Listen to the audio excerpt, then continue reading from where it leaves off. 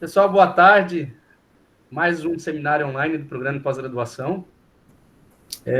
Antes de falar do nosso convidado ilustre, gostaria de agradecer a presença de todos os professores que estão aqui com a gente, tanto do Instituto de Física quanto de outras instituições, da UNIR, o professor Ariel, o professor André, em especial o professor Ariel, que vai transmitir para os inscritos do canal do Clube de Astronomia e Ciência de Rondônia, pelo canal de YouTube, e quem estiver acompanhando pelo canal de YouTube lá do Clube de Astronomia, no final da palestra, se quiser passar as perguntas para o professor Paulo, eu vou transmitir. O professor Paulo, ele orientou alguns professores do Instituto de Física, né, e eu vou passar a palavra para o professor Ricardo para introduzir o professor Paulo no seminário. Professor Ricardo, contigo. Obrigado, professor Teldo. Professor doutor Paulo de Tarso Cavalcante Freire.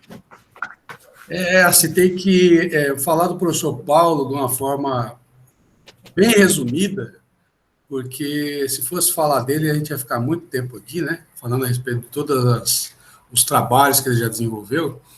O professor doutor Paulo de Tarso Cavalcante Freire, ele possui bacharelado e mestrado em Física pela Universidade Federal do Ceará, doutorado em Física pela Unicamp, um período de sanduíche na Universidade degli Studi de Trento, na Itália. O professor Paulo, ele ministra aulas de Física na graduação e pós-graduação desde 1998, na Universidade Federal do Ceará. Ele já ocupou diversos cargos de chefia na Universidade Federal do Ceará, onde hoje ele é professor titular. O professor Paulo ele é revisor de 60 revistas de alto fator de impacto. Ele é revisor de projetos de diversas agências de fomento também. O principal tema de pesquisa dele é a aplicação da espectroscopia Raman ao estudo de materiais submetidos a condições extremas de pressão e de temperatura. Ele trabalha também com diversos materiais. Nos últimos anos, ele tem desenvolvido trabalhos em parceria com pesquisadores de vários países, dentre eles Dinamarca, França, Polônia e Colômbia, além dele manter também colaboração com profissionais de diversas universidades brasileiras. O professor Paulo já formou 28 mestres e 26 doutores, entre eles eu e o professor Huck, né, que aqui estão presentes. Né? Ele supervisionou 11 pós-doutorados. O professor Paulo já publicou aproximadamente 3 centenas de artigos em revistas indexadas de alto fator de impacto, 5 centenas de trabalhos apresentados em congressos nacionais e internacionais. Ele possui 3.800 citações na Web of Science e o índice H dele é 32. Atualmente, o professor Paulo é bolsista de produtividade em pesquisa do CNPq nível 1B. Então, esse é só um resumo da vida do profissional do professor Paulo, e a gente gostaria de externar aqui a grande honra que a gente sente de estar aqui, podendo desfrutar, né, dessa aula, dessa palestra que o professor Paulo vai dar agora. Professor Paulo, com a palavra, o senhor. Muito obrigado, Ricardo, pela apresentação até exagerada, mas eu fico muito feliz em poder participar aqui dos seminários do programa de pós-graduação em Física da Universidade Federal do Mato Grosso, onde já tive a oportunidade de estar algumas vezes, ministrar seminários, minicursos. Então, é sempre um grande prazer poder partilhar alguns dos resultados que a gente obteve, né, nos nossos laboratórios com o pessoal aí da faculdade do Instituto, né, chamado do Instituto de Física da Universidade Federal do Mato Grosso, certo? E hoje, pessoal, eu escolhi para mostrar para vocês, eu preparei uma apresentação com resultados recentes, ou seja, resultados dos últimos 4 anos, em materiais diversos, tá? Então, está aqui o sumário do que eu vou apresentar para vocês. Eu vou falar de peptídeo, vou falar do resultado de um fármaco, resultado num fóssil, num meteorito e num nanobastão, certo? Então, aqui está tudo no plural, mas tudo eu só vou falar um exemplo de cada um deles, tá bom? Então, são resultados, como falei, dos últimos 4 anos. Então, para a gente entender todos os resultados, a gente precisa interagir com a matéria, né? Então, a base do entendimento da matéria, dos materiais, é a interação que você pode fazer com ela. Então, numa aproximação, por exemplo, se eu jogo um laser sobre um material e vou ver a resposta que esse material dá, então posso imaginar, a princípio, que a luz é uma radiação, ela incide como uma onda plana, e quando ela incide sobre a matéria, essa matéria tem elétrons, e esses elétrons vão oscilar. Então, a gente aprende lá da eletrodinâmica clássica, né, que essa matéria vai oscilando, ela vai irradiar.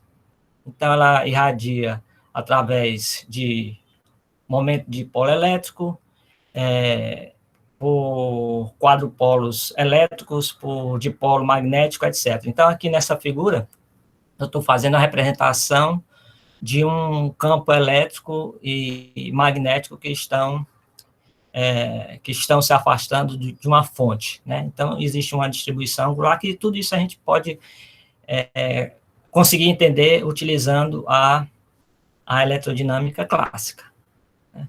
Então, tem várias formas da gente interagir a radiação com a matéria. Então, uma das mais básicas e uma das primeiras que a gente utiliza em qualquer estudo é a difração de raio-x.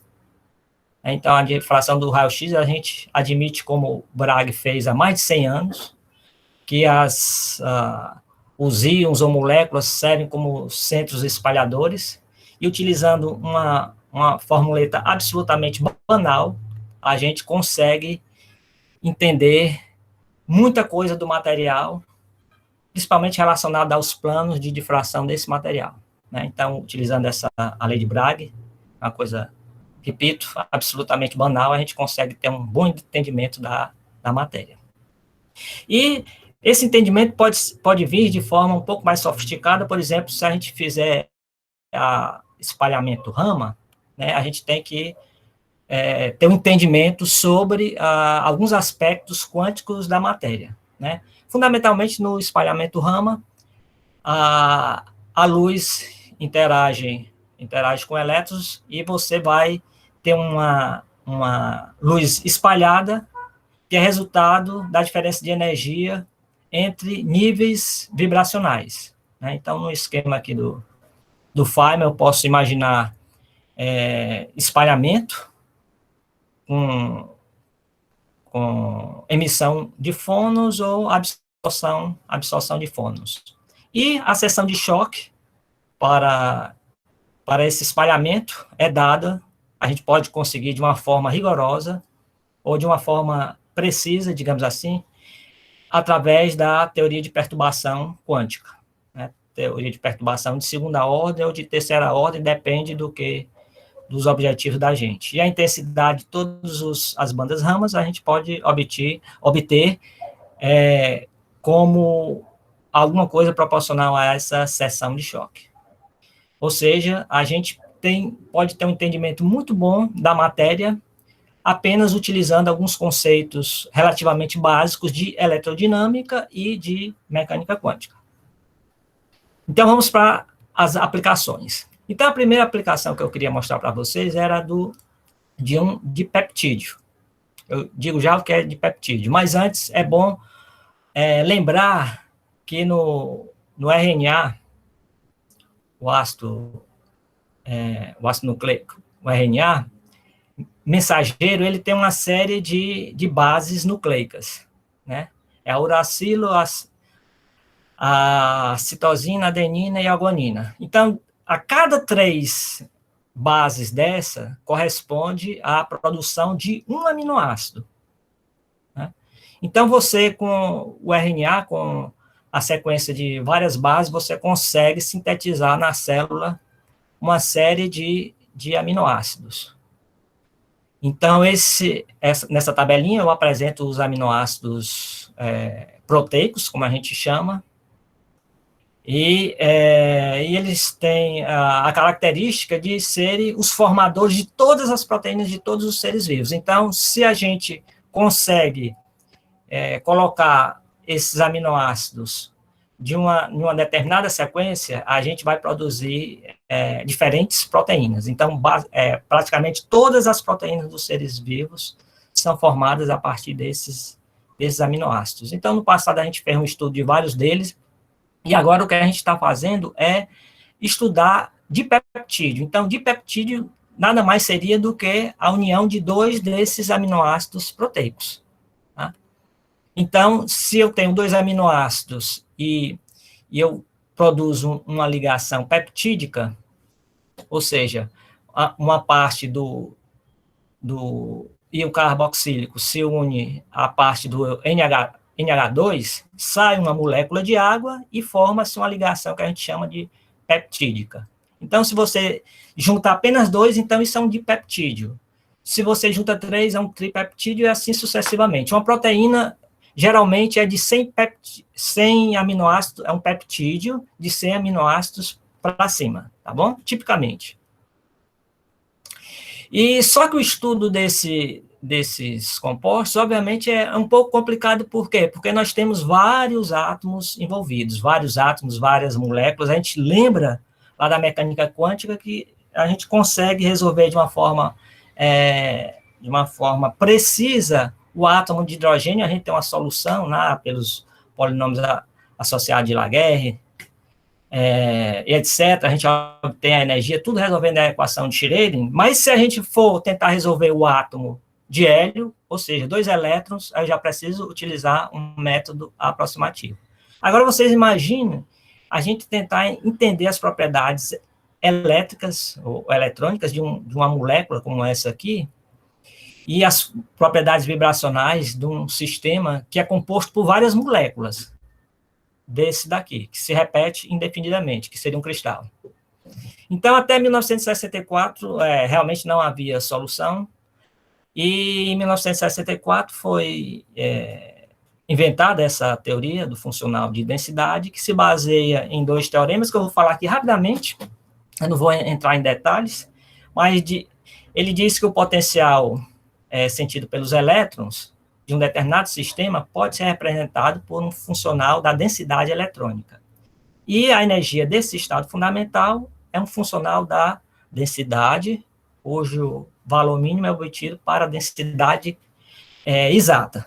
Né? Então, de certa forma, você substitui uma função de onda por um funcional da densidade. E com isso você consegue obter resultados muito bons, que a gente chama de primeiros princípios. Né? A gente não impõe nenhum vínculo sobre o sistema e deixa o sistema evoluir com essas ideias, e você consegue obter resultados muito bons. Então, todos os cálculos que eu vou apresentar aqui foram feitos utilizando o Gaussian, esse programa. É um programa comercial disponibilizado pelo Senapad. Tá?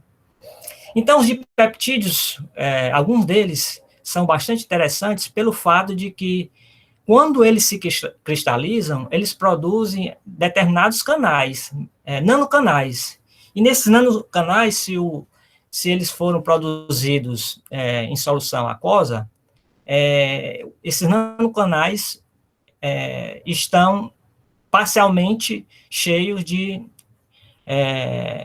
água. O interessante é que você eventualmente, isso é uma ideia que já vem sendo discutida há mais de uma década, você pode, nesses canais, colocar outras moléculas, tá? Um fármaco ou um material, ou uma molécula de um gás, alguma coisa desse tipo. E existem laboratórios que se dedicam exatamente a estudar as possíveis aplicações desses materiais, né, de nanoestruturas peptídicas. Aqui eu mostro algumas possibilidades retiradas de um artigo de um grupo lá de Israel. Né? Então, eles estão trabalhando em utilizar esses materiais para em dispositivos de armazenamento de energia, em displays, em delivery de fármacos, em sensores, né, sensores para gases. Então, tem várias possibilidades. O nosso estudo não visa, a princípio, nenhuma dessas aplicações. A gente está mais interessado realmente em tentar entender as propriedades vibracionais e eletrônicas desses materiais. Então, a gente já estudou 3 deles e eu vou apresentar os resultados do último, que foi parte da tese de doutorado do Cristiano Balbino, que foi um estudante aqui do grupo. Então, ele estudou a LL de leucina. Aqui nessa primeira figura à esquerda, é uma representação da célula unitária do cristal. E vocês veem que aqui no plano CB tem algo que se assemelha a um canal, que eventualmente você poderia, né, colocar alguma molécula interessante, de interesse, no interior dele. Então, ele fez o estudo de cálculo de primeiros princípios de leucina, e com isso ele conseguiu identificar, de uma forma muito precisa, os modos vibracionais desse material. Aqui eu mostro uma pequena parte da tabela. Essa tabela é bem grande, mas aqui só para dizer que ele conseguiu, né, associar cada uma dessas bandas que vocês estão vendo aqui no espectro Raman, associar que tipo de movimento da molécula está ocorrendo, certo? Depois a gente fez, no Laboratório Nacional de Luz Síncroton, medidas de altas pressões nesse material. Então, o Laboratório Nacional de Luz Síncroton, eu acho que todos sabem, que fica em Campinas, ele foi desativado. Essa aí a gente trabalhou na linha XDS. Ela está sendo montada com um novo nome lá no Laboratório Sirius. Então, é uma nova linha, mais moderna, mais, né, outros equipamentos. De qualquer forma, esse tipo de medida vai ser possível ser realizado lá.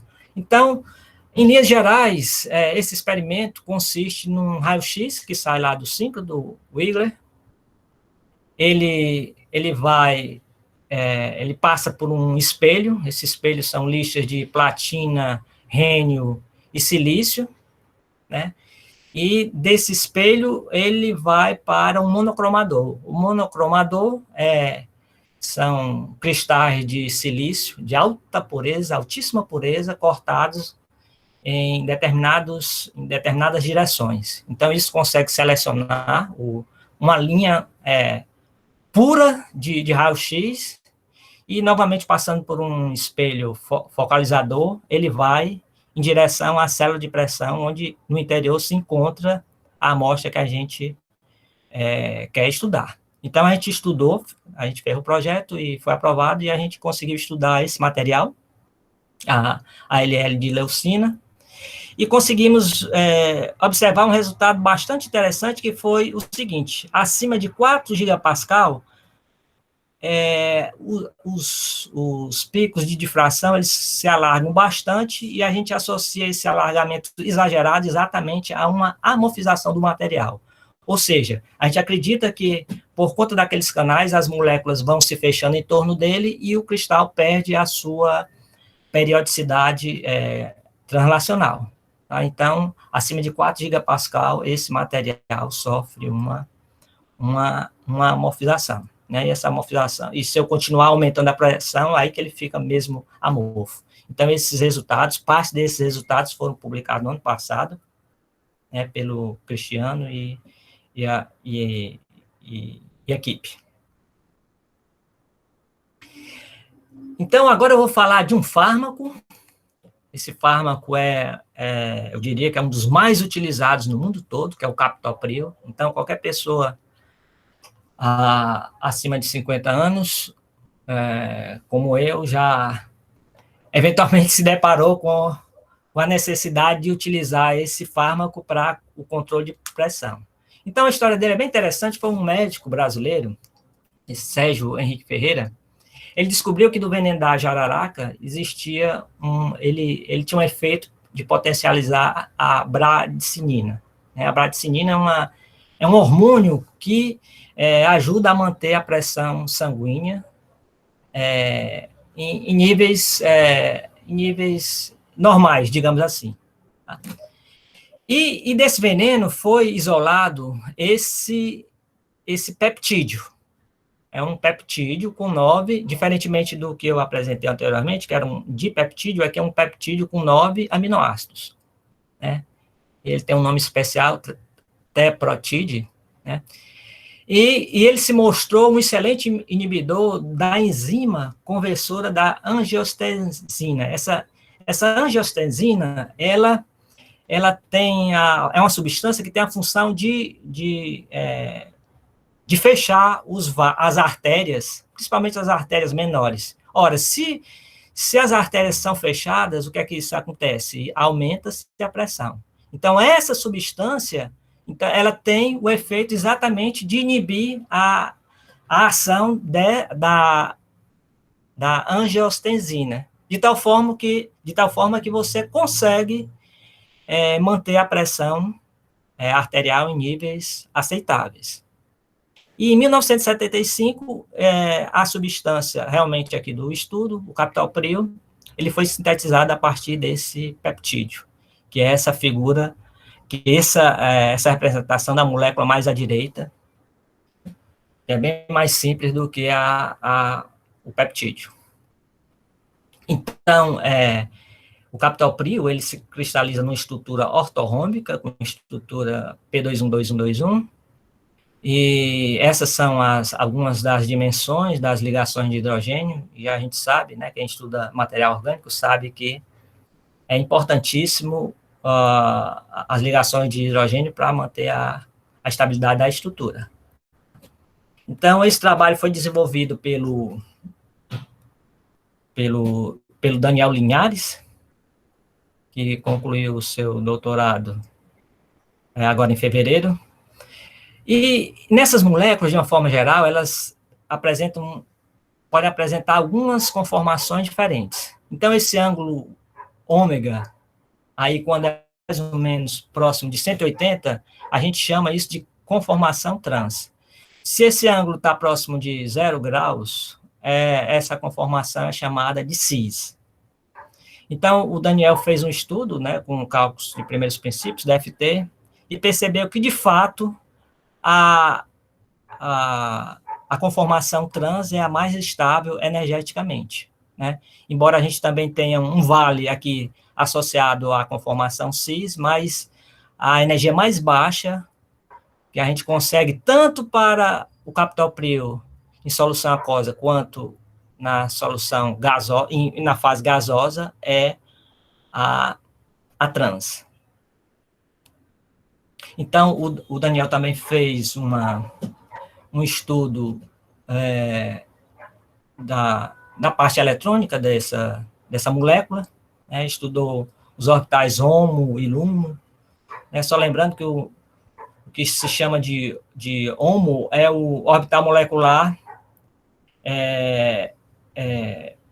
ocupado de mais alta energia, e o LUMO é o orbital molecular desocupado de mais baixa energia. Então, ele conseguiu descobrir, né, que o HOMO, tanto para as formas trans e cis, ele está localizado principalmente sobre o enxofre, sobre o átomo de enxofre, que é um dos átomos que compõem a molécula do captopril, enquanto o LUMO está distribuído fundamentalmente sobre o grupo carboxílico, com exceção da forma trans da fase gasosa, né, que está mais próximo, está ligeiramente deslocado para o hidrogênio do carbono 15. Né?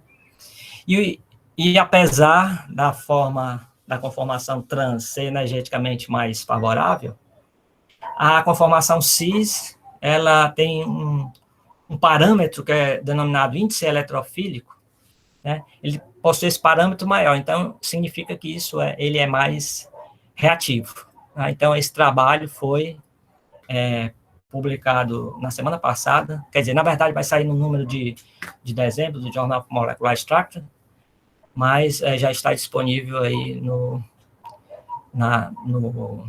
Web of Science, nos periódicos da CAPES. Tá? Outro Outra questão interessante foi a seguinte, a gente se fez essa questão, será que a conformação trans, que é da estrutura cristalina original da pressão e temperatura ambiente, as moléculas estão na conformação trans. Então, a pergunta que a gente fez foi o seguinte, será que a conformação trans, ela se mantém para altas pressões? O porquê dessa pergunta, pessoal?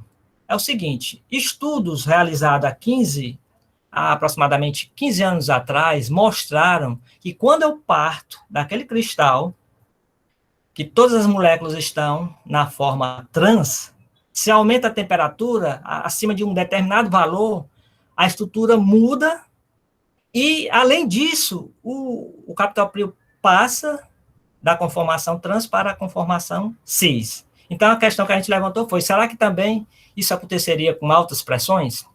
Então, a gente fez um estudo e a resposta é o seguinte, a conformação trans, ela se mantém até altas pressões, ou seja, a gente não conseguiu nenhuma evidência de que ocorra a mudança conformacional trans-cis em altas pressões, apesar de termos observado uma mudança estrutural para uma nova fase, cuja estrutura cristalina, ou seja, o grupo espacial, ainda não foi determinado. Tá? Então, esses resultados também do Daniel, né, foram publicados em 2019, né, há 2 anos atrás. Então, ele fez uma série de caracterizações bastante interessante, e isso foi parte da tese de doutorado dele. Né?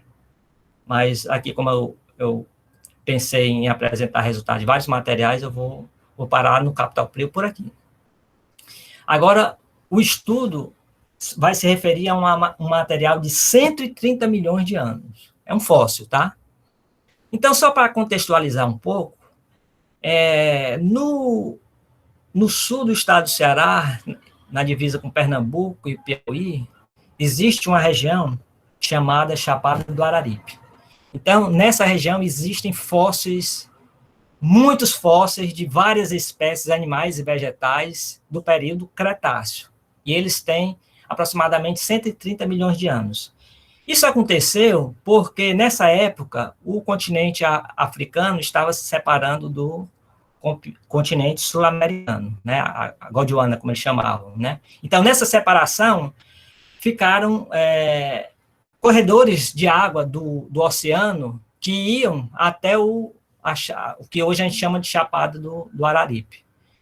E por questões de mudanças geológicas, etc., foram aparecendo sedimentações que soterraram várias espécies. Né? Então, essas espécies são exatamente as que nós estudamos hoje.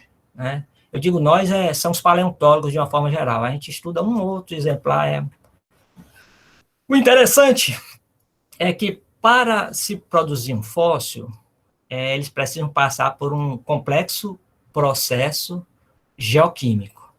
Né? Então, o processo de fossilização pode envolver substituição por sílica, por pirita, por limonina, por carbonato de cálcio, por goetita. Então, são vários, tem uns 8 a 10 tipos diferentes de processo de fossilização. Então, as técnicas experimentais que a gente utiliza aqui para caracterizar os materiais, e a gente, há cerca de 15 anos, trabalha com esses fósseis da Chapada do Araripe, é exatamente para a gente tentar entender um pouco esse processo de fossilização. Então, aqui é uma representação, aqui embaixo são várias espécies, não dá nem para vocês verem um nome aí, mas são várias espécies que já foram descobertas e estudadas por vários paleontólogos, não apenas do Brasil, mas da Inglaterra, de vários países. E todos eles foram encontrados na Chapada do Araripe.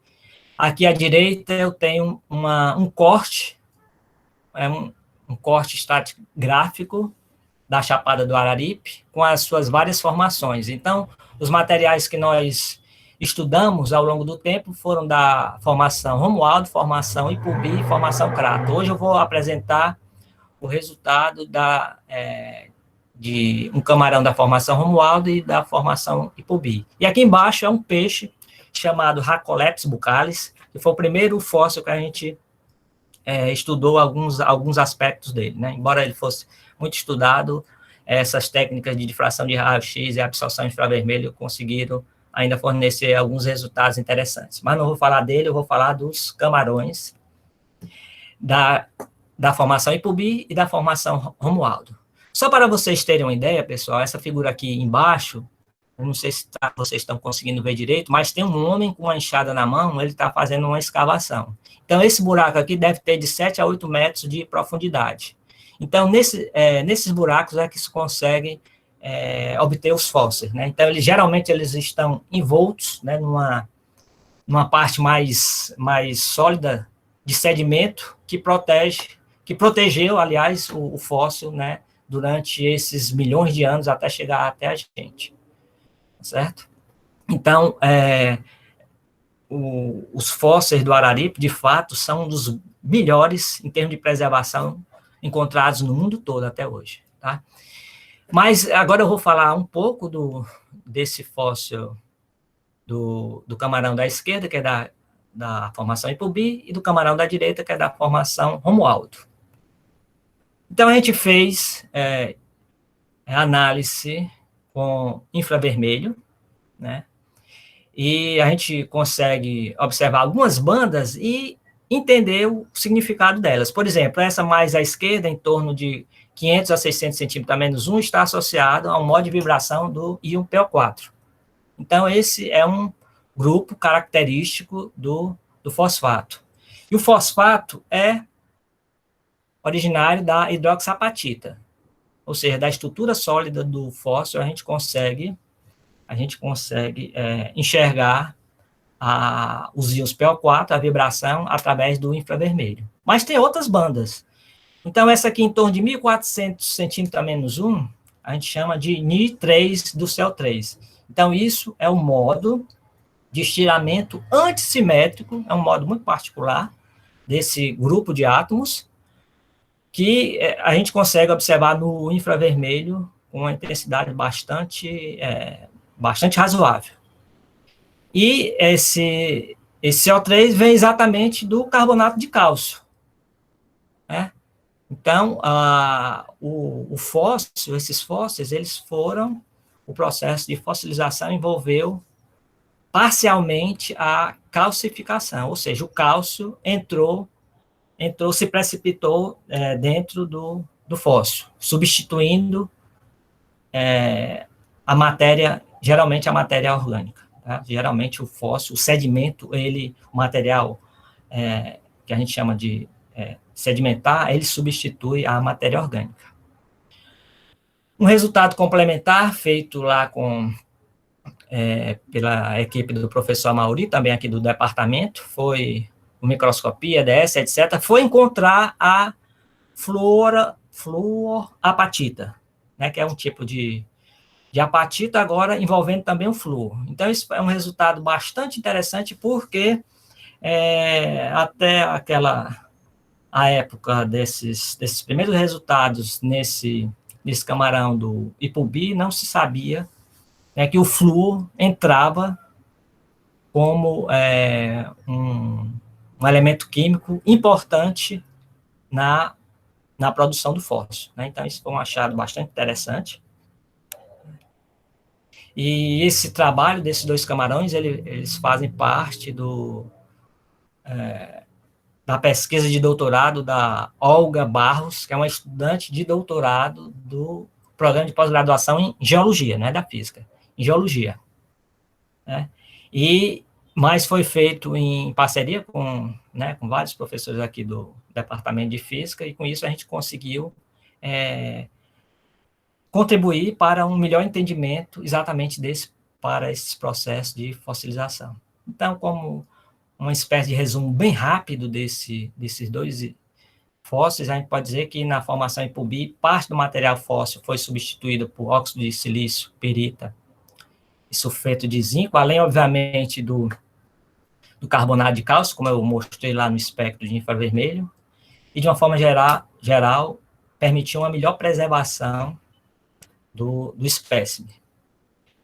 E na amostra do Romualdo, da formação Romualdo, né? O fósforo foi substituído predominante por carbonato de cálcio e originado de precipitação em solução aquosa. Então, com isso, a gente consegue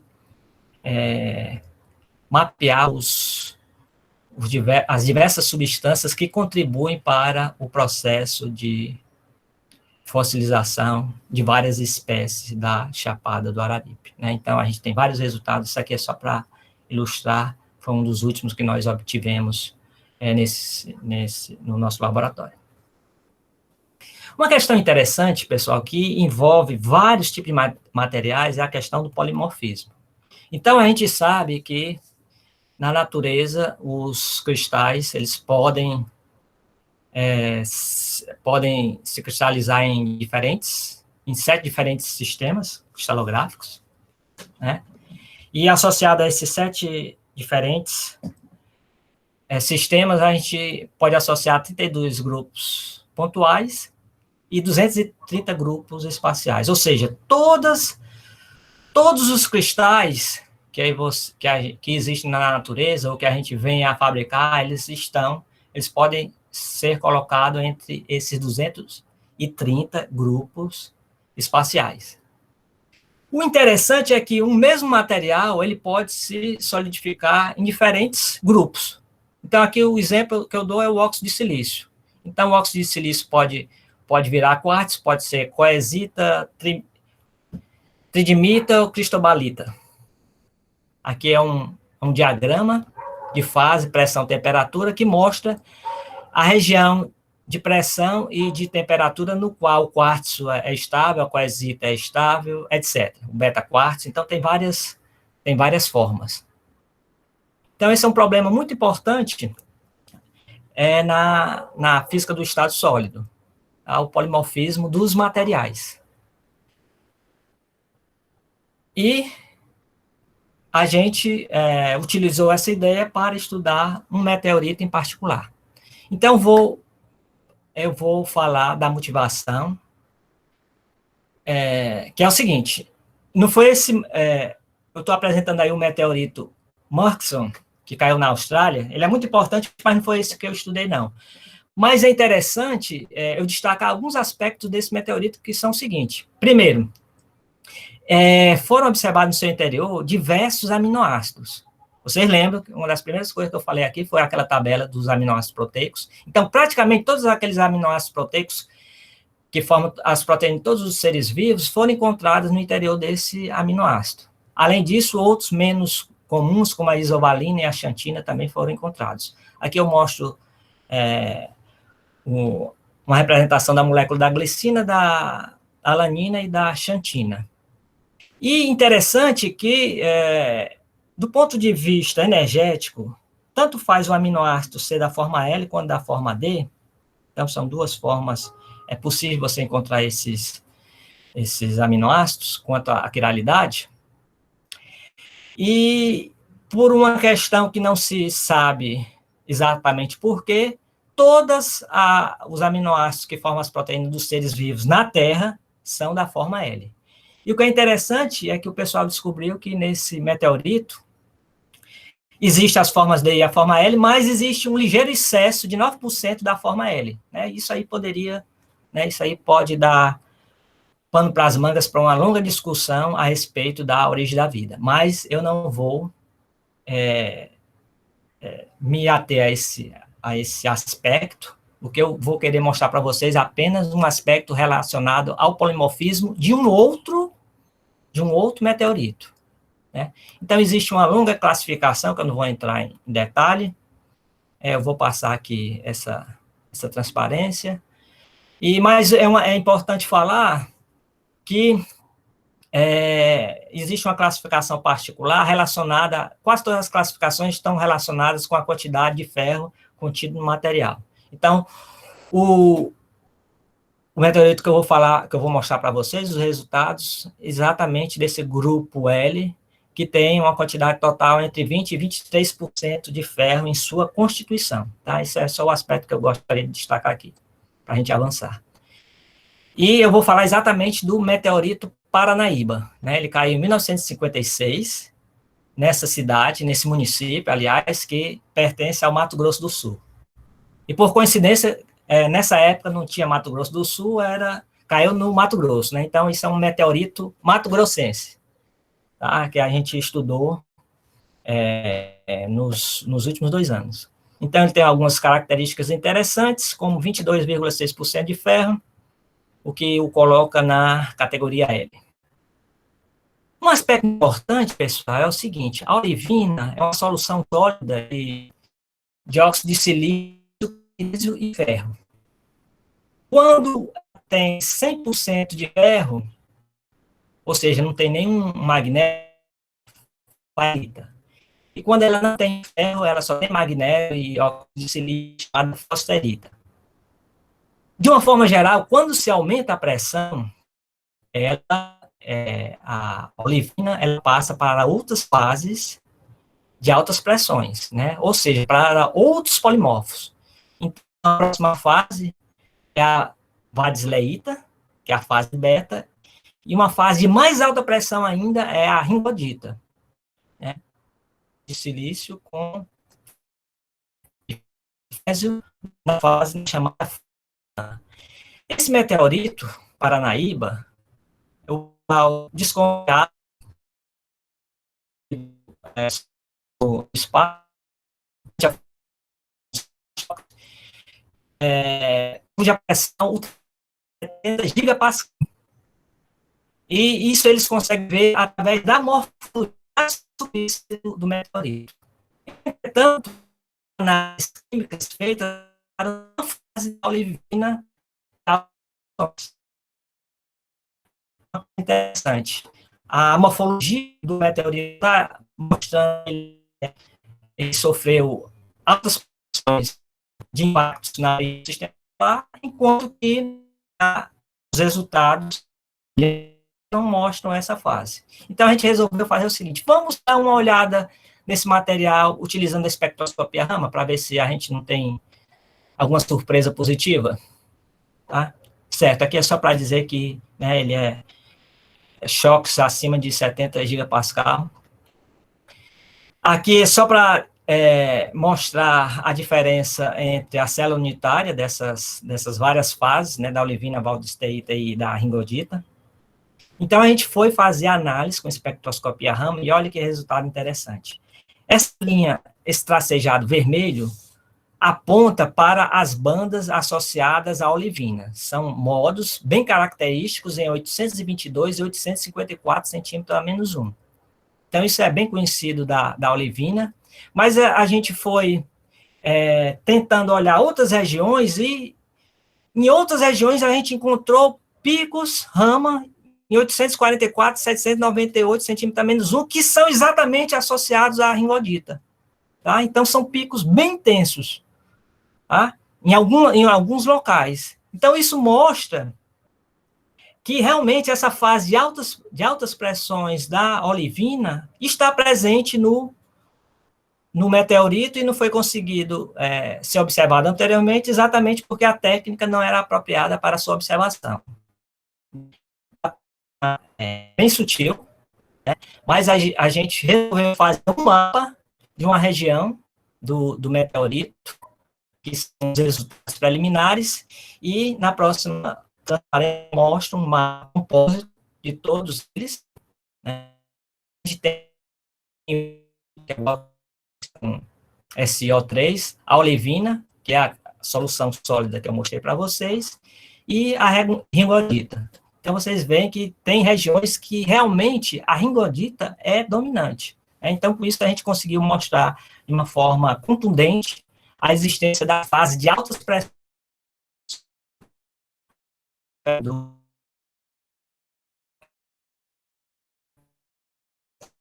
foi parte da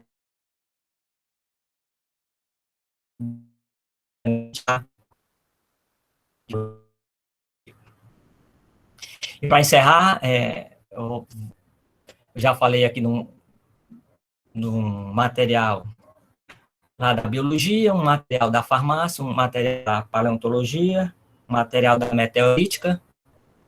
E agora eu vou falar de um material que baixando materiais, né, que tem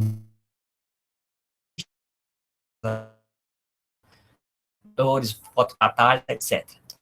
Esse material, pessoal, ele também, eu vou explorar o polimorfismo dele, tá? Ele pode existir em 3 formas diferentes, em 3 polimorfos. A alfa, que é ortônica, estável, e 2 formas meta-estáveis, a forma alfa, que é monoclínica, ele se cristaliza numa estrutura monoclínica, e a forma gama, que se cristaliza numa estrutura hexagonal. Então, a gente fez estudos inicialmente na forma gama e descobrimos que ele sofre em torno de 700 Kelvin uma transição de fase da forma hexagonal para a forma ortorrômbica. Então, a gente fez toda a análise dos modos vibracionais, etc. Mas é uma evidência muito, muito forte, muito clara de que essa mudança realmente existe. Então, parte desse resultado já foi publicado pelo João Vitor, que é outro estudante de doutorado lá do grupo, já defendeu a sua tese há 3 anos, e atualmente foi contratado no Departamento de Física da Universidade Federal do Maranhão. E continuando o trabalho dele, ele, estudando alguns modos normais, conseguiu ver a assinatura da transição de fase, viu também o comportamento via microscopia eletrônica de varredura, o comportamento do material. Os microbastões vão se aglutinando e formando estruturas mais compactas, mais bonitas, menos desordenadas a altas temperaturas. Um outro resultado interessante foi que ele conseguiu observar que 2 bandas em particular, elas têm um comportamento, a diferença de energia entre essas bandas, ela tem um comportamento absolutamente linear com a variação de temperatura. Então, a gente pode, através da mudança da diferença de energia entre essas 2 bandas, dizer exatamente qual é a temperatura sem precisar usar um termopau, um termômetro qualquer. Então, isso é o que eu chamo de um termômetro vibracional. Então, esse trabalho também foi publicado na mesma... esse resultado também foi publicado no mesmo trabalho que eu mostrei anteriormente. Além disso, foi feito um outro estudo bastante interessante, que foi aquecer a amostra com o laser. Tá? Então, o que a gente notou é que se a amostra vai sendo aquecida, vai sendo aumentando a potência do laser paulatinamente ao longo do tempo, a estrutura permanece, a estrutura hexagonal original da forma gama, ela permanece estável. Agora, se eu passo abruptamente, se eu mudo a potência do laser, abruptamente de 1000 watts para 80 miliwatts, o que é que acontece? Eu vou, de certa forma, destruir a região na qual o laser está tocando a amostra, e, além disso, eu vou ver outras fases, né? Entre elas a fase alfa. Tá? Então, passo da fase gama para a fase alfa com essa abrupta mudança da potência do laser. Tá? Então, aqui é um resultado fantástico, eu diria, né? Foi um trabalho do Valdeni, que fez lá o doutorado lá no grupo, né, sob a orientação do professor Gomes, e atualmente é professor na Universidade Federal do Ceará, no campus de Sobral. Então, nessa figura A, a gente mostra, tem alguns números, né, o número 1, o número 2, o número 3 e o número 4. Né? Então, o número 1, que está longe do local onde a amostra recebeu o laser de alta potência, a variação brusca do laser, a gente tem o espectro Raman característico da fase hexagonal, né, da fase gama. Na fase 2, que está praticamente em cima dessa região onde o laser atuou, a gente tem a fase alfa, né, a fase estável, que eu já discuti anteriormente. E se eu vou para regiões intermediárias, A3 e A4, olha que interessante. Na 4 eu consigo ver a fase gama e a fase beta do MOO3, e na região 3 eu consigo ver todos os 3 polimorfos simultaneamente. Então, o espectro é característico das fases alfa, beta e gama, ou a fase hexagonal do MOO3. Então, com isso, a gente mostra que a técnica de espectroscopia Raman também consegue mostrar de uma forma bastante precisa, que seria muito difícil através de outras técnicas, os vários polimorfos presentes na amostra, né? Isso é importantíssimo, eu diria, por causa das aplicações que esse material possui. Então, cada fase dessa é importante para uma determinada aplicação, tá certo?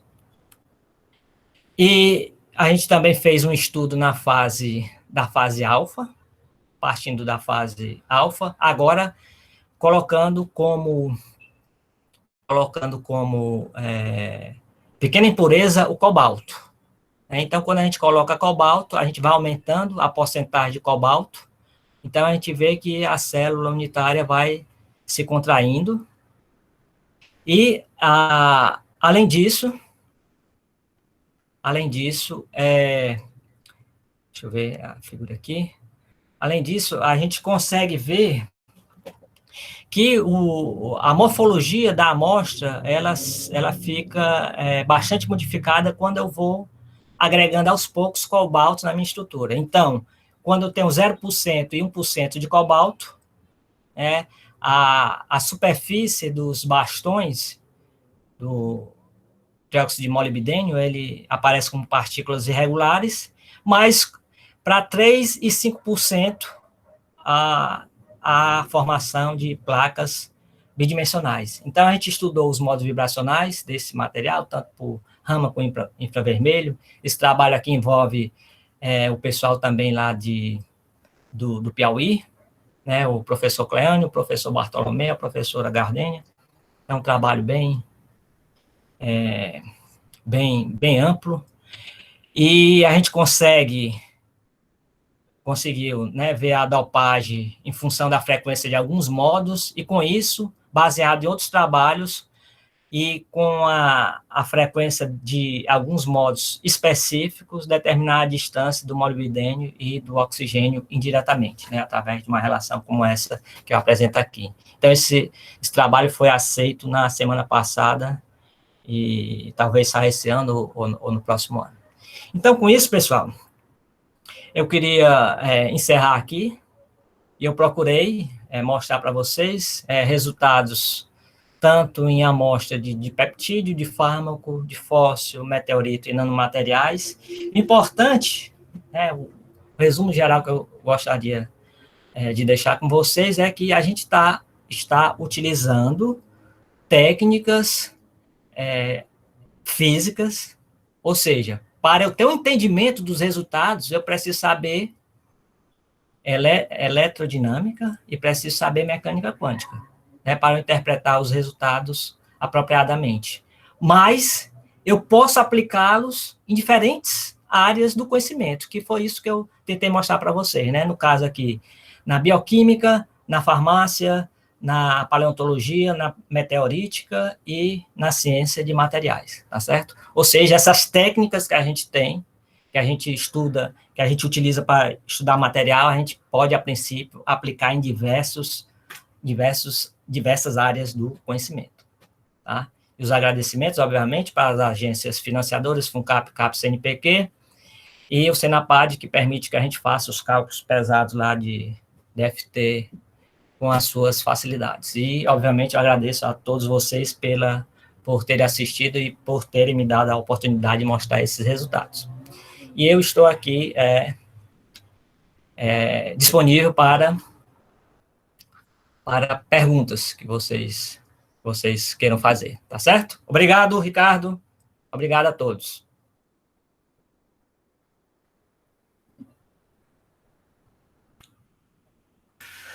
Obrigado, professor. Excelente. Teldo, obrigado. Obrigado. Olá. Eu estava olá. conversando. Oi, Ricardo. Olá. Você continua, Ricardo? Olá. Não, travou aqui, professor. Desculpa, professor Paulo, não respondi porque travou aqui o sistema. Não, tudo bem, tudo bem. Desculpe, eu estou tentando Nada. voltar aqui. Vai falando aí, Teldo, deixa eu tentar voltar. Tá. Professor Paulo, eu estava falando com o Ricardo aqui. Uhum. Nós estamos em 2021. 21, isso. Há 20 anos atrás, eu estava chegando em Fortaleza para Legal. fazer o curso de mestrado. E quem me recebia lá era o Hulk. Estava chegando eu, o Jean, e o Zenil de ônibus, né? Legal, 3 dias de legal. viagem de Cuiabá até Fortaleza. É. E 20 anos depois estamos nós aqui, eu, Hulk, Ricardo, né? Formado aí pela universidade. E o sentimento que fica é só um, professor, de gratidão, né? Tá aqui Fico muito lutando. feliz, né, com o sucesso de vocês, né, com os resultados que vocês estão obtendo. Apesar da distância, a gente acompanha, né? A gente acompanha, né, os resultados que vocês estão fazendo, as orientações, etc. Então, eu fico muito, muito feliz, né? E foram frutos que caíram no ótimo terreno, tá certo? A gente que agradece, professor, porque a gente daqui tenta, né, seguir os ensinamentos e as experiências que vocês aí no Ceará tiveram, né? E isso tem nos ajudado bastante. E por isso a gente agradece, tem gratidão. Eu vou passar a palavra ao Ricardo para ele comandar as perguntas. Ah, Ricardo.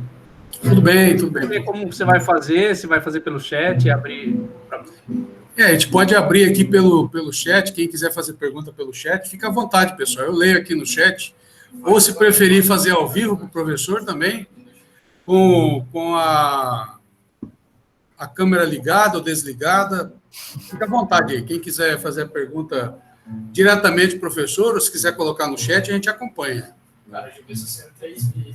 Enquanto isso, eu vou fazer uma pergunta. Professor, Pois não. é sobre os fósseis, né? Eu tenho uma curiosidade, porque eu não trabalhei com esses materiais, né? Certo. Quando eu fui aluno do senhor aí, o senhor não trabalhava ainda com esses materiais. Como é que o senhor prepara essas amostras para fazer medida, professor? Como que são preparadas? Pode quebrar? Pode desmontar ela? Tem dois tipos, né? Alguns a gente não destrutivo, né? Então, quando a gente faz rama, do jeito que vem a amostra, a gente faz a medida, tá certo? Então, não precisa destruir. Agora, se precisar fazer alguma coisa com raio-x, a gente precisa tirar um pequeno pedaço da amostra, né? Então, aí depende. Aí vai depender do tipo de medida que a gente vai realizar, tá certo? Mas o ramo é interessante exatamente porque a gente não destrói a amostra, né?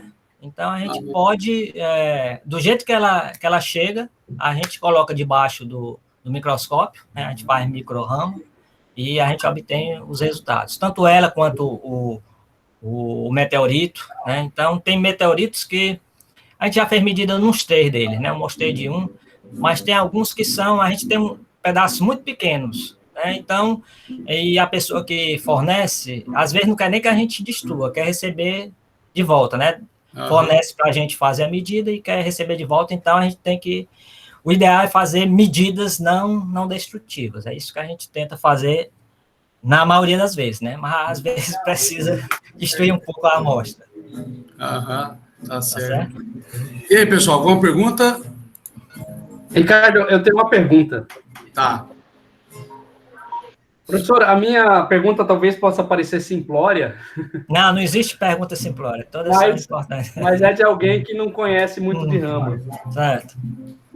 O senhor mostrou umas equações aí relacionado com o espalhamento, com propriedade óptica, né, rama.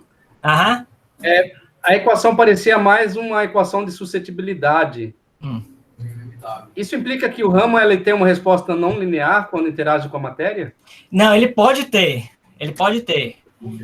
O rama, a gente pode ter pode ter resposta linear, não linear, de várias ordens, tá certo? Geralmente a gente trabalha com uma resposta linear, ok? Então, a maioria das vezes é resposta linear, mas existem algumas técnicas que é exatamente a parte não linear que é mais interessante, tá certo? Mas os resultados que eu mostrei aqui para vocês foram todas efeito linear, tá certo? Mas existe essa possibilidade. Oi? Mas o que muda, né? Se você for adequar o seu equipamento para uma resposta não linear? Não vai mudar você muita pode usar coisa. mesmo laser? Está relacionado com a potência da excitação, tá certo? Então, se eu coloco um laser com uma potência muito maior, eu vou ver efeitos não lineares, tá certo? Então, está fundamentalmente com a excitação, tá? Então, relacionado ao laser que usa. Exatamente. E, claro, o espectrômetro, aí vai ter um espectrômetro, né, específico para isso, uma montagem experimental diferente, mas a ideia é basicamente a mesma, certo? Eu coloco luz, essa luz interage com os elétrons da tua amostra e esses elétrons vão oscilar e irradiar. Fundamentalmente é isso. Aquele desenhozinho que eu mostrei, aquela figurinha, foi tirada até do livro do Long, né? É um livro clássico de efeito Raman. Tem mais isso, alguma né? Está proposta? representando isso, tá certo? Oi, eu quero falar, hein? Professor Huck, Oba. uma pergunta. Então, indo nessa linha, né, uma dificuldade que a gente tem muito é a resposta da amostra. Então, a gente fala assim, não, a gente coloca a amostra lá no Raman, sai o sinal e tal, e não é bem assim. Às vezes a gente sofre muito, né, para tirar obter um sinal do Raman. Então, quando a gente vai trabalhar, por exemplo, com meteorito, a gente tem amostras muito escuras. Exato. Né? Então a gente fica naquela questão de trabalhar com qual linha que a gente vai trabalhar para arrancar mais sinal, se vai trabalhar com uma potência muito alta num material escuro, ele aquece, a gente acaba interferindo na medida, porque acaba queimando a região que a gente está medindo. Então eu queria saber o seguinte, qual foi mais ou menos nessas medidas aí, o setup que vocês usaram, assim, o espectrômetro, se foi um espectrômetro convencional, a técnica foi o Raman confocal, ou foi uma outra técnica? Não, a gente usou o espectrômetro LabRAM, né, que é aquele que é um pouco menor, não é o T64000, e ele tem as linhas vermelha, azul e verde, né? A gente usou mais eu acredito que o vermelho, porque realmente, como você falou, quando a amostra é escura, é difícil você obter, geralmente é difícil você obter sinal. E quando eu mostro aquele resultado, parece que, né, a gente colocou a amostra lá e de repente a gente encontrou a ringodita, né? Não é assim, né? Ali é o resultado de uma medida muito, muito delicada ao longo de vários dias, tá certo? Então, aquela medida foi feita pelo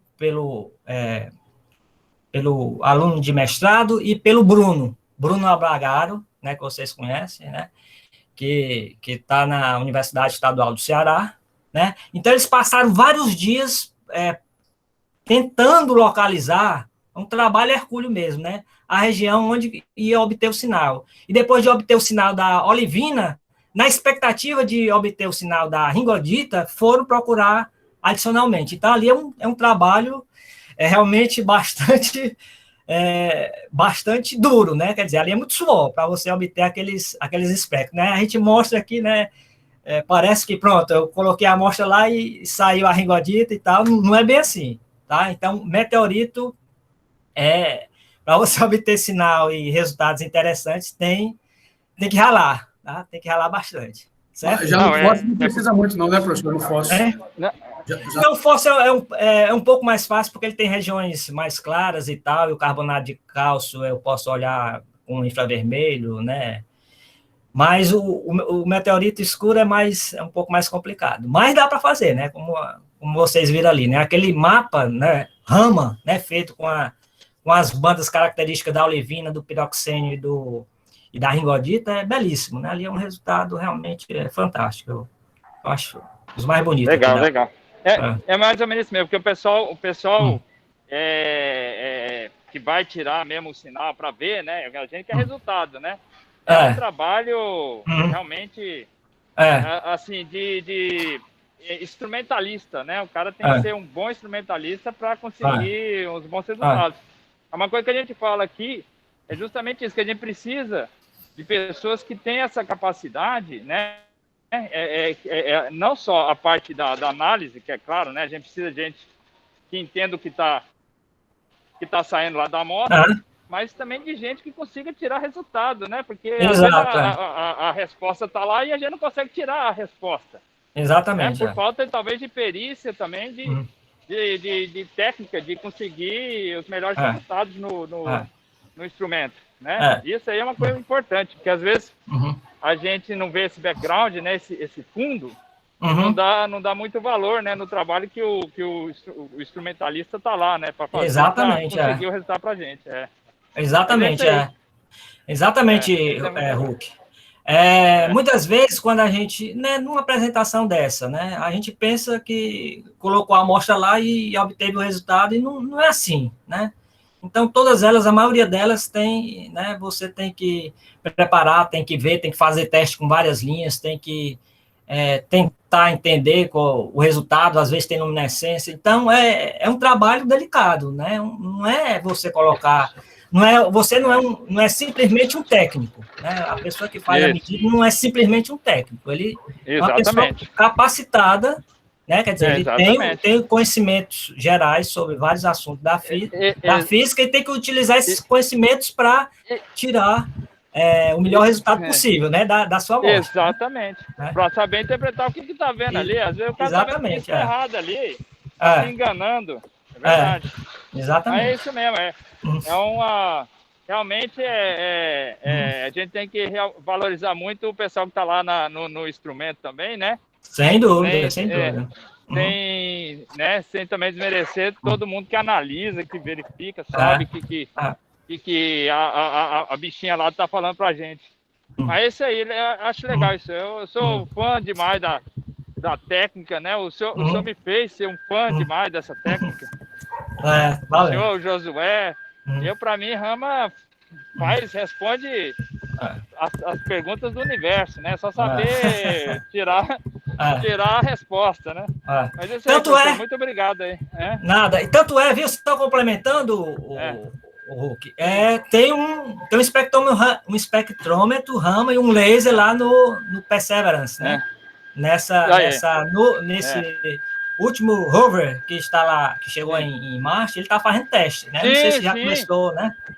Não sei se já começaram os testes de Rama, mas eles vão fazer várias medidas, né, com a técnica Rama lá em Marte, né? Em Marte é o instrumento Sherlock, o Sherlock é o que analisa, o Sherlock e o Watson, né? O Watson ele é um visualizador e o Sherlock é um analisador Rama. Eu falei, agora vamos descobrir que tem vida em Marte. Hoje você já teve, porque agora tem Rama, né? Pois exatamente, porque ele pode enxergar tanto moléculas inorgânicas, né, como eu mostrei aí em alguns slides, quanto também moléculas orgânicas, que as moléculas orgânicas, elas têm uma impressão digital bastante característica, né? Então, se encontrar, por exemplo, aminoácido lá, numa quantidade razoável, vai ser possível detectar, tá certo? Pela espectroscopia Rama, tá certo? Então, é uma técnica realmente bem poderosa mesmo.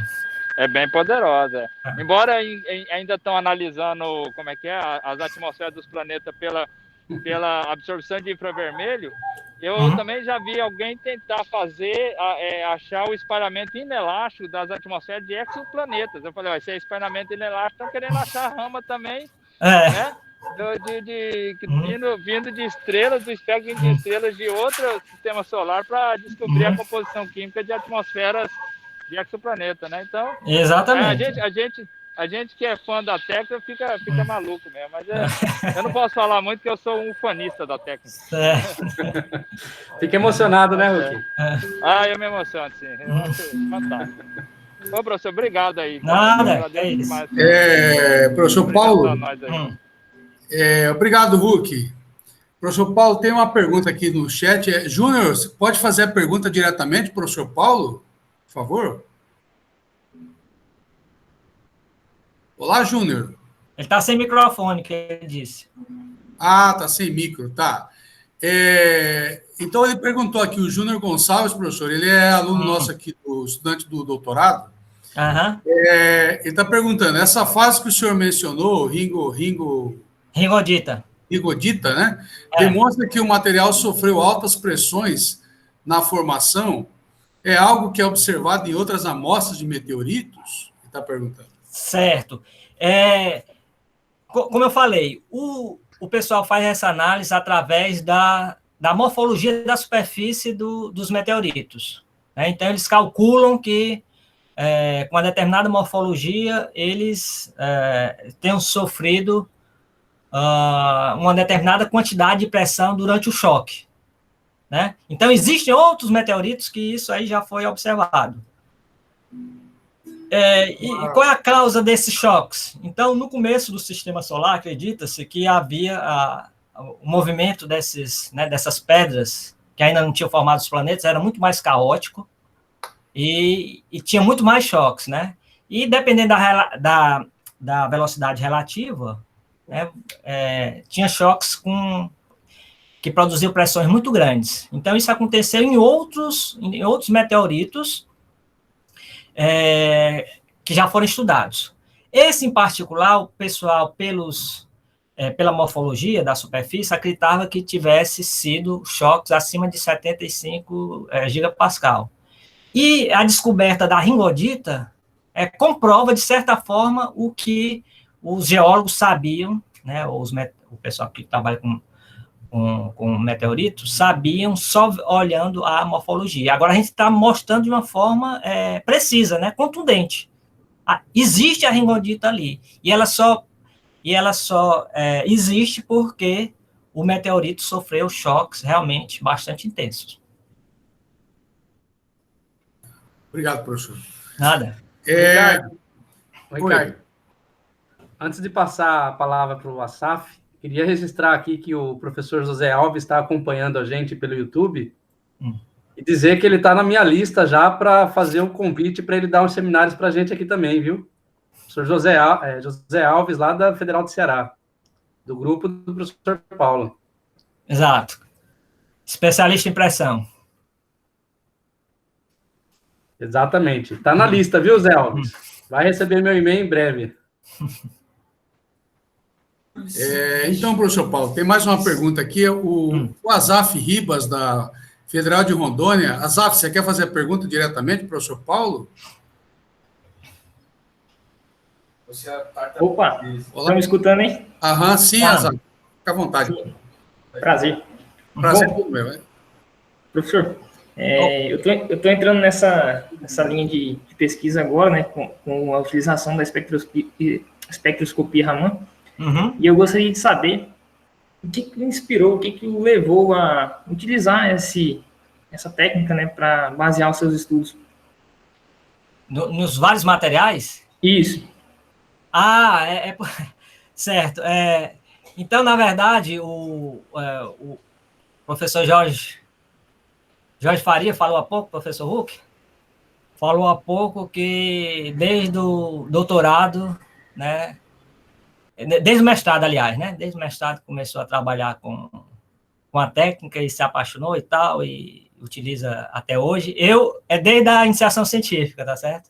Então, aqui existia um grupo, na década de 80 ainda, né, aqui no Departamento de Física, formado pelos professores Josué Mendes e professor Erivan Mello, que foram alunos do professor Sérgio Porto, lá na Unicamp, né, no final da década de 70, começo da década de 80. Então, eles foram alunos do professor Sérgio Porto, e para quem não sabe, o professor Sérgio Porto foi a primeira pessoa no mundo a utilizar o laser para fazer espectroscopia Raman, né? O efeito foi descoberto no final da década de 20 do século passado, pelo Raman, mas o pessoal fazia estudo, o Raman fez estudo concentrando a luz do Sol, né? Outros faziam com lâmpadas.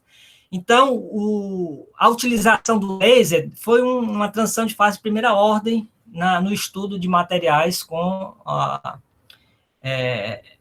sob a ótica da espectroscopia Raman, tá certo? Então, esse professor Sérgio Porto, que trabalhou na década de 60 na Universidade de Los Angeles, ele foi a primeira pessoa a utilizar o laser no estudo da espectroscopia Raman, e desenhou espectrômetros e tal, então ele tem trabalhos realmente seminais. Depois de um tempo ele veio ao Brasil e se instalou na Unicamp, e boa parte, né, da grandeza da Unicamp se deve aos esforços do professor Sérgio Porto. Então, esses dois professores antigos lá do departamento, professor Josué e professor Erivan, eles trouxeram essa técnica lá da Unicamp, instalaram laser, espectrômetro, ganharam laser e espectrômetro lá do Porto, e fizeram um pequeno laboratório de espectroscopia Raman, né, desde a década de 80, né, e eu,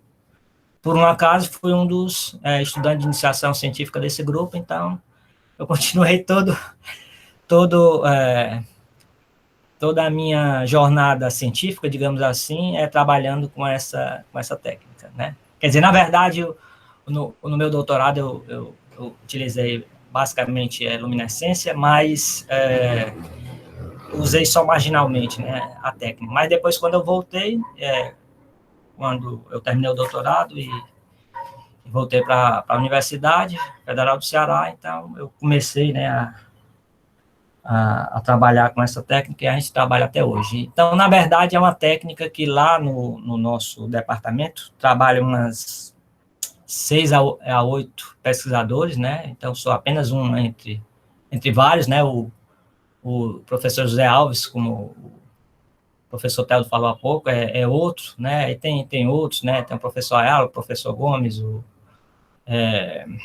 professor Carlos William, e outros, né, que também trabalham com essa técnica. Então, realmente é um grupo bastante grande que trabalha com a técnica, e é por isso, tá certo? Então, a gente tem uma tradição em utilizar essa técnica, por isso que a gente utiliza até hoje. Tá certo, Asaf?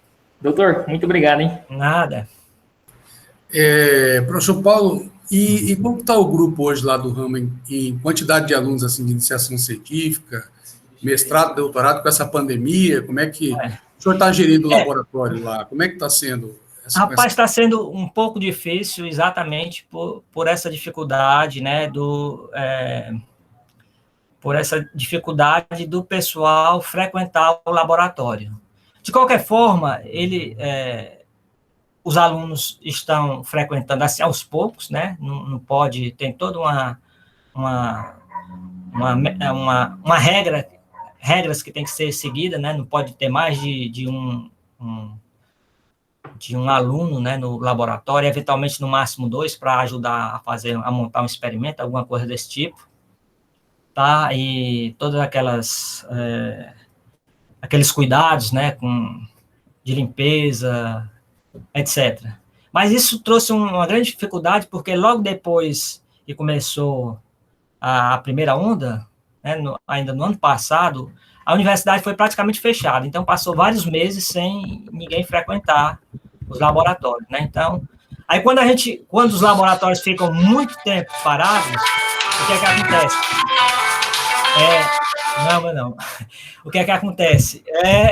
Os equipamentos começam a ter problema, né? O equipamento é para você trabalhar periodicamente, não pode ficar muito tempo parado. Então, quando a gente retornou, então, esse estava com aquele probleminha, aquele outro com aquele outro problema, então a gente ainda está ajeitando, tem alguns que estão funcionando, tá certo? Mas a produção como diria o professor José, está incipiente, né? Está muito aquém do que poderia ser produzido no laboratório, embora, né, ainda continuem muitos alunos no grupo, né?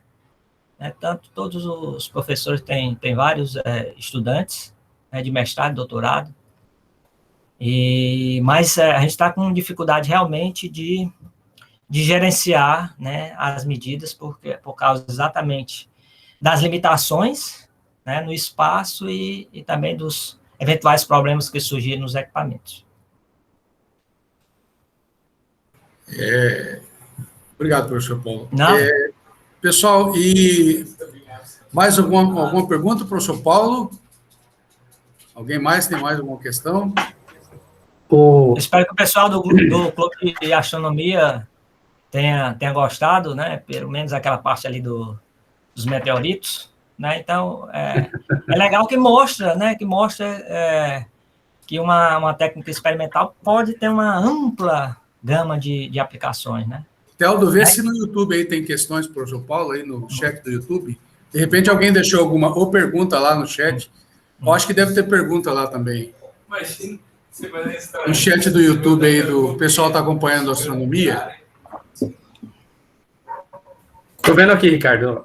Não, só o Alves que deixou lá uma mensagem para a gente. Ah, tá. Aqui quem deixou mensagem, a gente tem um professor nosso aqui Hein, professor Paulo? O professor Eralci Moreira Tereza, é professor aqui do nosso grupo, assim, do Instituto de Física, né? Uhum. Ele deixou os parabéns aqui para o senhor e ele pediu licença porque ele tem que estar em outra sala agora, vai ter que deixar a sala, tem outro compromisso. Tudo bem. Desculpas aí para... Nada. Eu tenho mais uma pergunta. Na verdade, eu tenho duas perguntas, né? Uma pergunta eu posso fazer agora, mas a outra é mais de questão administrativa, seu cargo de coordenador, professor. A gente pode deixar para o final do seminário. Tá bom.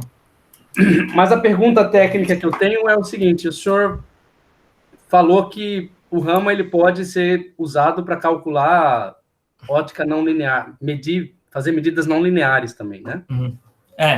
E mostrou aí cálculo de primeiros princípios, né? Usando o pacote o Gaussian, né? O Gaussian.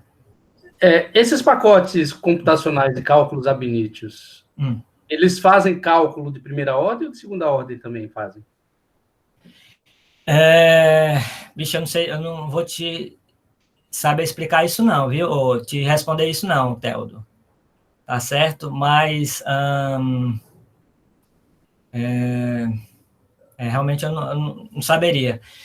Talvez fosse interessante uma pessoa que trabalha, né, com em mais detalhes com a técnica, né, do ab initio, do FT, é o Alexandre Magno, né? Então, eu recomendaria falar com ele, tá certo? Porque eu realmente eu não saberia te responder. Eu sei que ele é bem amplo, né? O Gaussian, ele tem, em termos de possibilidade, é uma coisa realmente bastante ampla, é um programa, talvez, um dos mais utilizados para esse tipo de cálculo, tá certo? Então, é provável que você possa, né, fazer modificações, né, e ver efeitos não lineares, mas eu não vou te afirmar, porque eu nunca realmente fiz cálculo de efeitos não lineares, tá certo? Mas eu acredito que pela qualidade do pacote ele deve, né? Sim. Talvez a minha pergunta não tenha sido nem adequada ainda. O Alexandre, ele entende um pouco mais de cálculo ab initio. O Alexandre, se puder abrir o microfone e fazer pergunta. O Alexandre é pós-doc do Juarez, lá de São Carlos. Boa noite, professor. Boa noite. Só explicar um pouco melhor a pergunta, porque eu perguntei isso para o professor Teldo, mas às vezes a gente erra um pouco a nomenclatura e aí causa um pouco de confusão.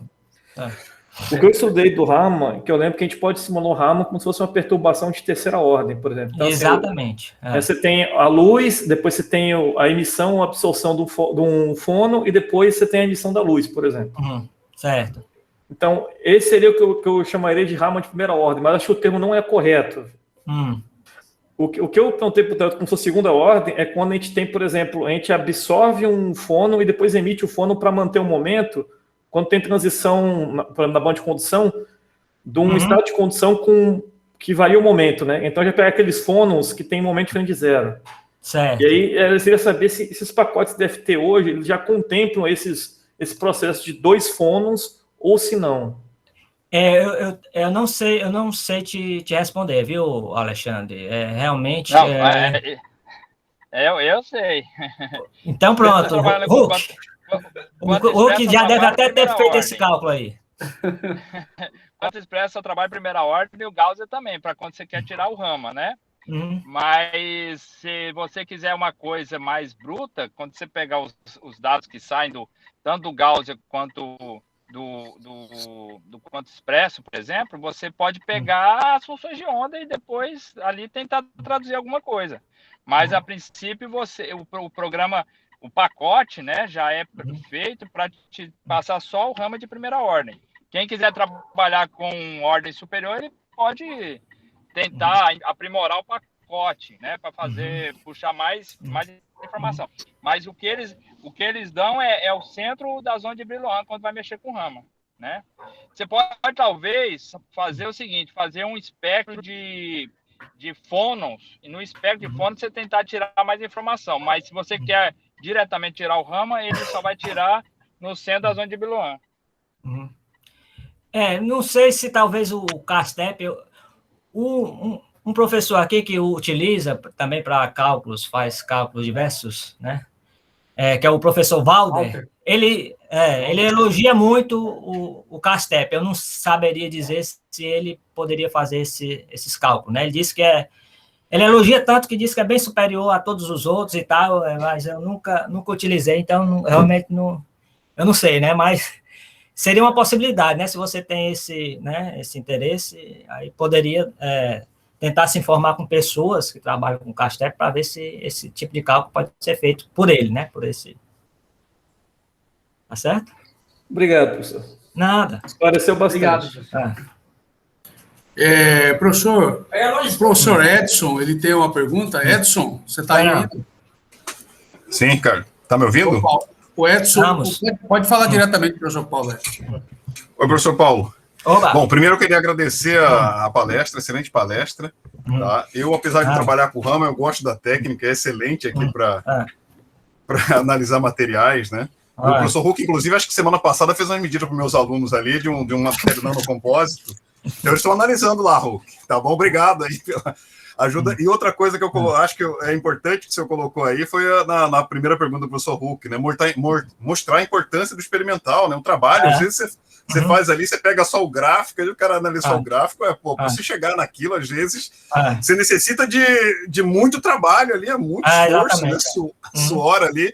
Eu acho que é importante você colocar isso. Às vezes, alguns teóricos aí, né, Theo? Os caras não sabem o trabalho que a gente tem ali no laboratório. Exatamente, Mas outra coisa também, eu acho que é uma excelente técnica, o professor mostrou aí, colocou aí, principalmente com diversos alunos que tem aqui, pode-se usar em diversas áreas, né? Outro dia, inclusive, eu estava até citando, tinha num grupo aqui a técnica de Raman. O Hulk sempre falava do CSI, né? Agora acho que não está muito essa série do CSI, acho que o CSI usava muito o Raman, acho que o Hulk falava isso. Mas é uma técnica excelente para analisar materiais, né? Você ver as fases. Então, eu lembro do professor... Cara, me esqueci agora o nome, fugiu o nome, que o senhor colocou aí, um dos primeiros lá do Ceará, o... Josué. O professor Josué colocou aqui, ele falou lá de um fármaco, sempre para fármaco, com a diferença que nenhuma técnica pegava, o Raman conseguia ver se ele era levógeno ou destrógeno, o Raman conseguia, era a única técnica que conseguia detectar. Então, é excelente. Professor, acho que a sua palestra foi ótima. Parabéns. Só queria, não tenho uma pergunta, mas gostaria de parabenizá-lo. Certo. Bom, obrigado. Agora, você lembrou bem aí do CSI, porque existe toda uma metodologia para se estudar em ciência forense materiais com Raman, né? Eu não apresentei porque realmente eu nunca trabalhei nesse ramo, né? Mas é um ramo bastante rico, né? O pessoal analisa tipos de pólvora, né, tipos de substâncias, né, substâncias que podem tentar enganar uma pessoa que está carregando entorpecentes, né? Então, ela pode ser usada em diversas situações da ciência forense também, tá certo? É um campo riquíssimo, então tem gente que trabalha exclusivamente em ciência forense utilizando espectroscopia Raman, certo? Eu não apresentei nada porque eu não tenho nenhum resultado nessa área, né? Mas é uma possibilidade, né? Eu tenho um orientando que é o Sérgio, o pessoal aqui da UFMT conhece, né? O Sérgio, ele está fazendo um mestrado em cima de análise de tinta de caneta Bic. Pois é. Além de caracterizar a caneta, ele quer tentar mostrar que o sentido do traço pode ter uma... Se a gente conseguir achar a anisotropia lá no sentido do traço, né? A gente pode conseguir verificar o caminho do traço, só usando rama.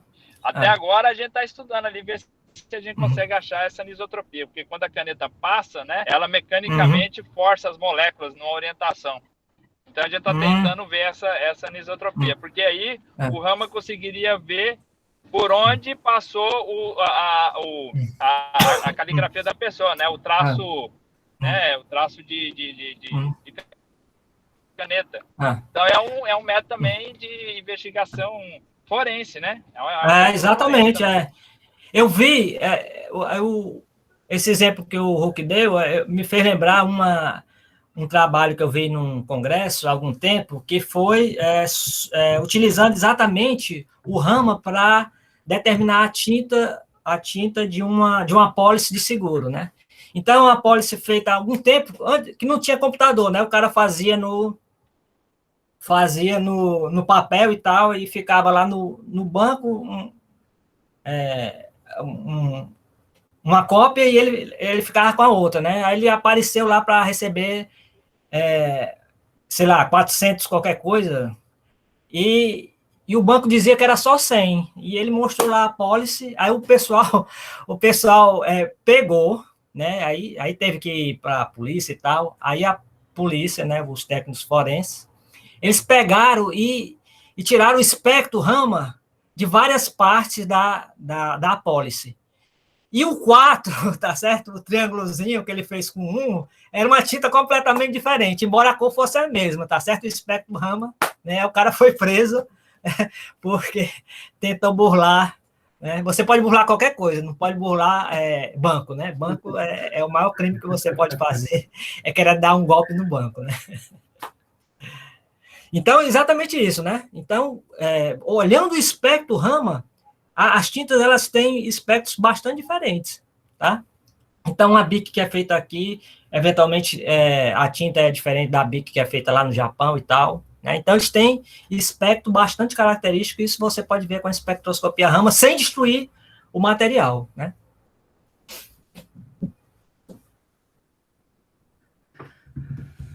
Certo. Ô, professor, é que o senhor citou aí várias vezes, né, o Raman usado para ciência forense.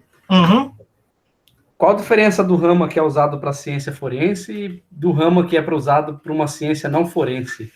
Não tem diferença, né? Então, basicamente, você vai pegar... forense? Não, em ciência forense é porque você vai tentar descobrir algum crime, né? Está relacionado com algum crime, né? Algum crime de qualquer ordem, seja essa que eu falei aí, que eu exemplifiquei agora, da tinta um golpe bancário ou assassinato, olhando as pólvoras, né, que foram utilizadas,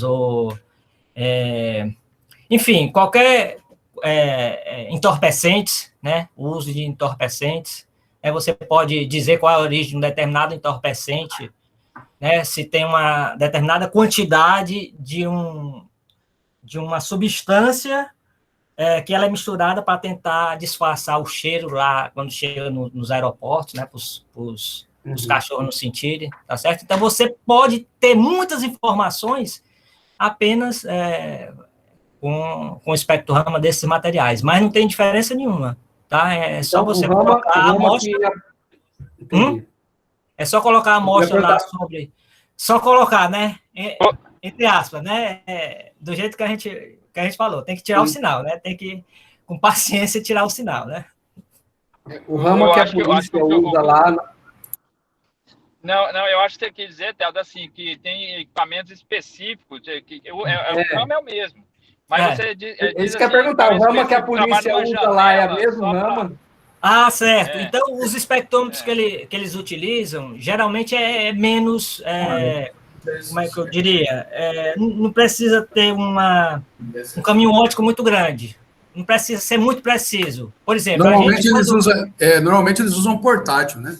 Exatamente. Então, são espectrômetros pequenos, porque você, na ciência forense, você tem alguns picos que são característicos daqueles materiais que você está pretendendo estudar. Aqui não, no laboratório, né, se eu quero entender o comportamento de um determinado material sob condições de temperatura e pressão, eu preciso, essas bandas características de algumas vibrações, eu preciso também ver os chamados modos, que são modos de baixa energia. Então, espectros pequenos, eu não consigo enxergar isso. Então, preciso de um espectrômetro maior, que são esses que a gente usa, né? Que a gente usa aqui em Fortaleza, que o Ricardo e o Hulk usam aí no Mato Grosso, que são espectrômetros maiores que você consegue observar frequências ou número de ondas bem mais baixos. E assim você tem uma visão geral do seu material. E aí, professor, só fazendo um complemento aqui na resposta do professor, Teldo, essa resposta que ele deu para você não vai encontrar em livro, artigo, tese, lugar nenhum. Isso é know-how de 40 anos mexendo com a técnica. Por quê? Ele falou o seguinte, a resposta que ele deu foi simples. Ele falou, olha, eles usam o portátil porque eles estão buscando uma faixa específica do espectro, com bandas específicas, por isso que o deles é menos potente, é portátil, ao passo que o que a gente investiga tem que ter o quê? Um range muito maior. Então, essa resposta que ele deu é resposta de quem tem know-how de 4 décadas mexendo com a técnica. Não faço isso não, Ricardo. Não acha em livro, não acha não. Eu desafio que encontrar isso em algum lugar, algum material. Viu, mas esses portáteis, viu, o Teldo, são interessantes porque você pode fazer outros tipos de estudos, né? Se você tem um espectrômetro portátil. Por exemplo, você pode ir numa caverna e estudar as pinturas rupestres. Então, isso também é um ramo muito desenvolvido, principalmente na Europa, né? Então, existem várias cavernas na Europa que o pessoal estuda as pinturas e vão tentar fornecer subsídios para um melhor entendimento daquelas pinturas utilizando a espectroscopia. Outra coisa, nas pinturas, por exemplo, de Pompeia, lá em que fica vizinho a Nápoles, né? Que foi destruída pelo Vesúvio, né? Então, vez por outra, eles escavam e encontram outras casas cheio de pinturas. Aí eles levam esse espectrômetro portátil e vão analisar, né? Uma determinada parede, uma determinada pintura, e dão informações muito interessantes para o pessoal que trabalha com a arte, com história da arte, tá certo? Então, legal. Essa é outra aplicação.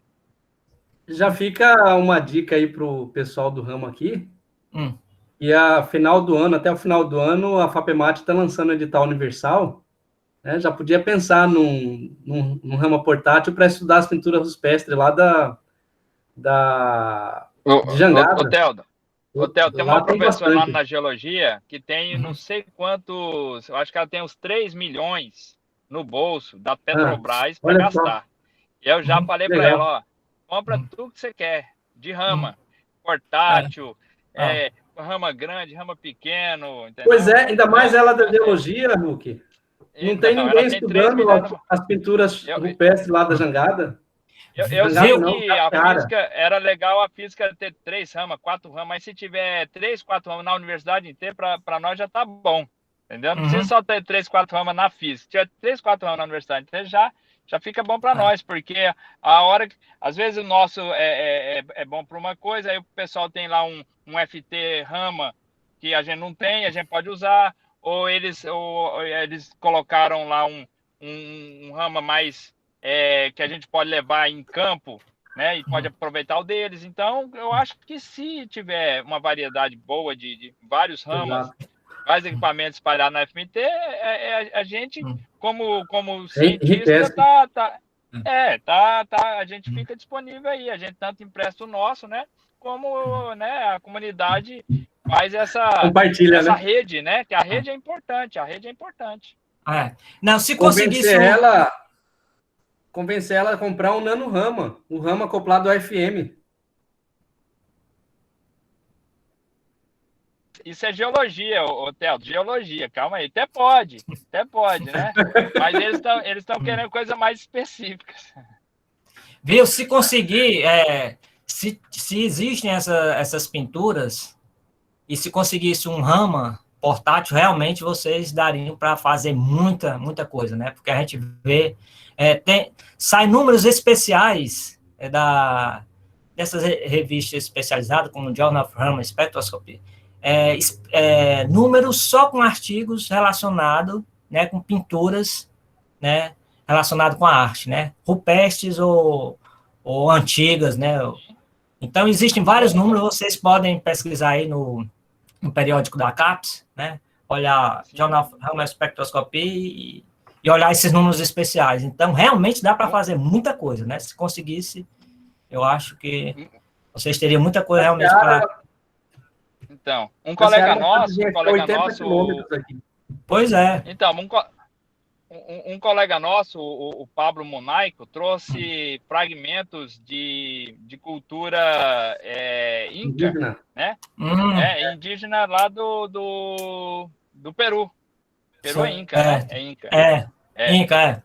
Ah, exatamente. Foi lá de Nazca, lá da planície de Nazca lá, né? Onde tem Machu Picchu e tal. E a gente conseguiu caracterizar a queima da cerâmica pela transformação da anastase que é a parte do TiO2, né, do óxido de titânio, né? Então ele passa lá para anastase para a parte mais branca da cerâmica, né? Que é essa parte a gente sabe certinho que tem ou caolita ou tem óxido de titânio, né? E aí o óxido de titânio tem 3 fases. Uma das fases, né, é quando da queima passa de 900 graus. E aí, passando de 900 graus, a gente consegue deduzir que houve uma mudança cultural daquele povo, porque eles começaram a usar queimas dentro de fornos fechados para chegar a 900 graus. Então, a gente consegue identificar a cultura, o nível cultural, só por essa mudança na temperatura que eles usaram para queimar a cerâmica. Pois é. Então, a tecnologia que eles usaram, né, Hulk? Hã?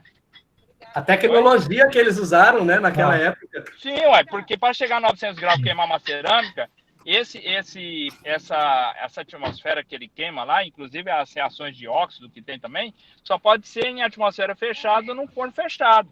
E aí não é mais aquela cerâmica queimada em forno aberto. Eles melhoraram a técnica, né? Então, com você sabendo que isso aconteceu, você deduz que essa cultura já é maior, né, mais evoluída do que a cultura anterior, que não conseguiu transformar o TiO2, né, conseguir passar de uma fase para outra, porque não passou desses 900 graus, 900 e poucos graus. Né? Então, foi essa dedução que a gente teve. Então, a gente conseguiu dar uma datação cultural para aquele povo que gerou aqueles fragmentos, né? Certo. Pois é, tem muita coisa que pode ser feito, pode dar uma contribuição num trabalho desse tipo aí, multidisciplinar, né? Um trabalho multidisciplinar, porque realmente você precisa da contribuição de outras pessoas, né? Por exemplo, nesse estudo de fósseis tem que ter geólogo envolvido, né? Porque a gente não estudou geologia, né? A geologia que a gente estuda é só para a gente entender, né? Professor, o Igor, você quer falar alguma coisa, Igor? Pode falar, fica à vontade aí. Olá, Igor, você está aí ainda? Ah, tá sem micro aqui. O Igor está dizendo aqui, professor. O Igor disse que tem um artigo na Nature que eles propõem o uso de rama portátil junto com um machine learning para determinar se uma pessoa tem Covid através da saliva. Aí ele colocou até o link aqui nas mensagens aqui do chat, o link onde o pessoal está determinando se a pessoa tem Covid através da saliva, né, por esse rama portátil. Interessante, Igor. Eu não vi esse trabalho, mas é outra possibilidade. Realmente e publicado na Nature, né? Então, deve ter passado aí por um rigoroso equipe de revisores, né? Então deve ser possível você conseguir, né, fazer essa identificação aí, utilizando Rama, né, e Machine Learning. Legal, não vi esse trabalho, realmente, não conheço. Tem um link aí no chat, professor. Tem um link para o trabalho no chat. Ah, é? Aí tem um link do trabalho. As mensagens do chat aqui, ele colocou o link. Ah, tá certo. Pessoal, aí, vocês têm mais alguma pergunta, professor Paulo? O professor Paulo já deve estar cansado agora, professor, então já abusando demais do professor Paulo aqui, né, fazendo muitas coisas.